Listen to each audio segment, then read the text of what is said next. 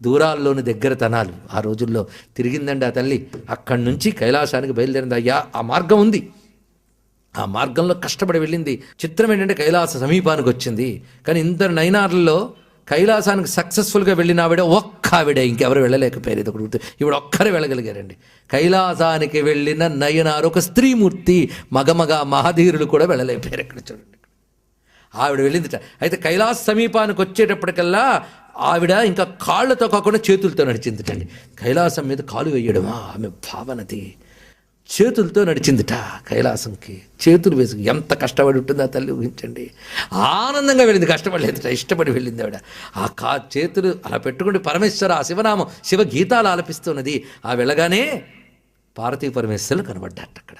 ఆయన తన కోసం వచ్చి వదులుతాడండి. అక్కడ దాకా తెప్పించి పార్వతీదేవి అన్నదిట, ఎవరివిడ చూడ్డానికి చాలా వికృతంగా ఉంది, చేతులు అలా